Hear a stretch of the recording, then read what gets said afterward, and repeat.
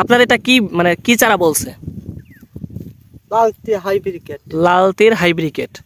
এটা মনকে মানে শতাংশে কয় মন হওয়ার সম্ভাবনা আছে? শতাংশ 2 থেকে। হ্যালো ভিউয়ার্স, আসসালামু আলাইকুম। দেশ এবং বিদেশ থেকে যারা আমার এই ভিডিওটি দেখছেন সবাইকে শুভেচ্ছা এবং মোবারকবাদ। আমি মোহাম্মদ রিয়াদ চলে আসলাম আপনাদের সামনে MR কৃষি টিভির পক্ষ থেকে প্রতিদিনের মতো আরও একটি নতুন ভিডিও নিয়ে। আশা করি সকলেই ভালো আছেন। আলহামদুলিল্লাহ আমিও ভালো আছি। আজকে আমি চলে আসছি সরাসরি একটি হালি পেঁয়াজ রোপণ করা হচ্ছে সেরকম একটা জমিতে। আজকে আমি আপনাদেরকে এই জমি থেকে জানানোর চেষ্টা করব বা দেখানোর চেষ্টা করব যে হালি পেঁয়াজ সঠিক পদ্ধতিতে কিভাবে রোপণ করবেন এবং এক হাতে কয়টা হালি পেঁয়াজ দিতে পারেন, মানে যেটা সঠিক পদ্ধতি, কয়টা পেঁয়াজ দিলে ভালো হয়। এই জমির যে মালিক আমি আপনাদেরকে তার কাছ থেকে জানানোর চেষ্টা করব এবং ইনি এই জমিতে কি কি সার ওষুধ ব্যবহার করছে এই পেঁয়াজ লাগানোর আগে। দর্শক আপনাদেরকে আরেকটা কথা বলে রাখি, এটা হচ্ছে আমি আপনাদেরকে এতদিন যেই দানাগুলার ভিডিও দিছি পেঁয়াজের চারার, আজকে কিন্তু সেই চারাই রোপণ করা হচ্ছে। এটাকে আমাদের আঞ্চলিক ভাষায় বলা হচ্ছে হালি পেঁয়াজ বা দানার পেঁয়াজ। তা এই জমির যে মালিক আমি সরাসরি আপনাদেরকে ইনার কাছ থেকে জানানোর চেষ্টা করব যে ইনি এই এত দ্রুত এই দানাটা কোথা থেকে সংগ্রহ করছে। আমি আপনাদেরকে দেখাইছি যে আমাদের এই দিকে হচ্ছে দানা দেওয়া একটু নামই হয়েছিল। তা ইনি এত আগে এই দানাগুলা কোথায় পাইলো, ইনার হাতেরই চারা নাকি কিনে আনছে বা কত করে মন নেছে, বিস্তারিত থাকছে আজকের এই ভিডিও। তা দর্শক ভিডিওটি না টেনে দেখতে থাকুন, আশা করি ভিডিওটি থেকে অনেক কিছু শিখতে পারবেন এবং জানতে পারবেন। তা চলুন এই জমির যে মালিক আছে আমরা সরাসরি তার কাছে চলে যাই, তার মুখ থেকেই শুনে আসি যে ইনি এই জমিতে কয় কেজি দানা লাগতেছে এবং এই দানাগুলা কোথা থেকে সংগ্রহ করছে এবং কি কি সার ওষুধ ব্যবহার করছে। তা চলুন দর্শক আমরা সরাসরি তার কাছে চলে যাই। আসসালামু আলাইকুম। ওয়ালাইকুম আসসালাম। ভালো আছেন কাকা? আলহামদুলিল্লাহ। কাকার নামটা একটু বলবেন? আমি মোহাম্মদ জামাল মোল্লা, গ্রাম বাসিদপুর, সাতর ইউনিয়ন। জি, বোয়ালমারী থানা। জি কাকা, আপনার এখানে মানে কয় শতাংশ জমি আছে?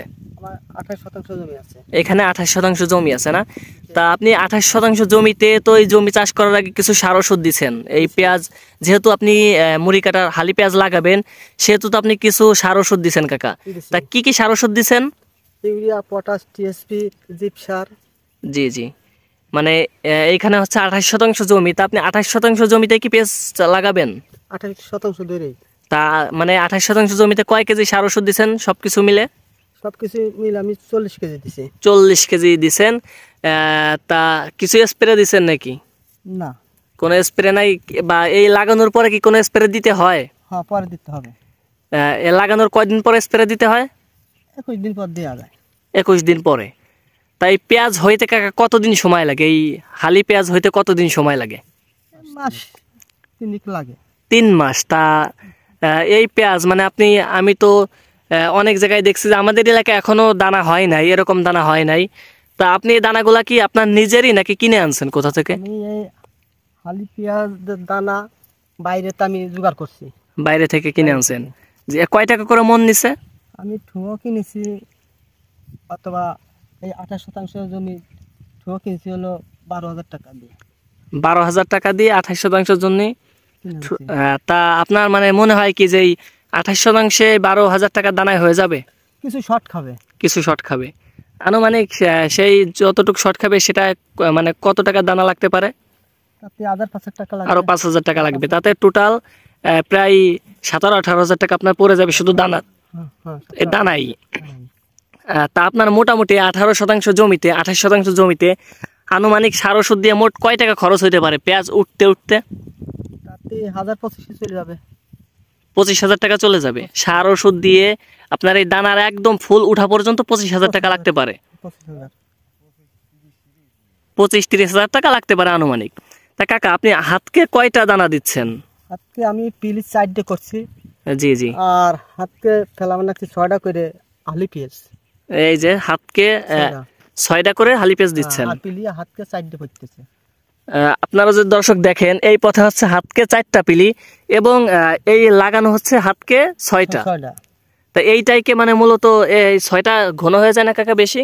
না, এটাই কি ঠিক? এটাই ঠিক। পেঁয়াজগুলো বড় হবে তো। জি জি।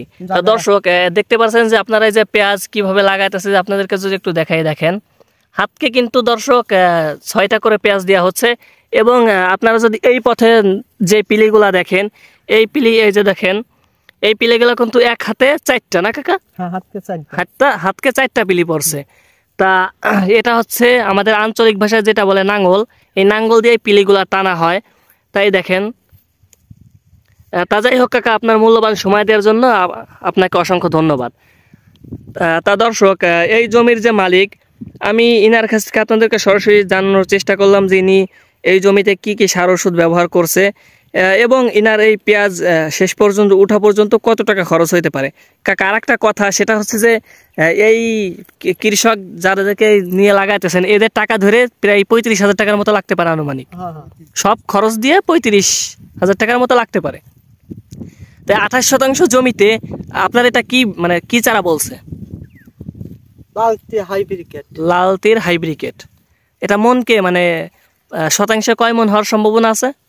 শতাংশ 2 থেকে 2.5 মণ হবে। 2 থেকে 2.5 মন। তা ঠিক আছে কাকা। তা দর্শক, আপনাদেরকে আমি হয়তো বা সব কিছু জানাইতে পারছি। তা যাই হোক দর্শক, আজকের ভিডিও ছিল এই পর্যন্তই। সে পর্যন্ত সকলেই ভালো থাকবেন, সুস্থ থাকবেন। দেখা হবে আবার নতুন কোনো ভিডিও। আজকের মধ্যে এখানে বিদায় নিচ্ছি। আর যারা আমার এই ভিডিওটি আমার ইউটিউব চ্যানেল থেকে দেখতেছেন, অবশ্যই আমার ইউটিউব চ্যানেলটি সাবস্ক্রাইব করবেন এবং ফেসবুক পেজ থেকে দেখে থাকলে ফেসবুক পেজটি ফলো করবেন।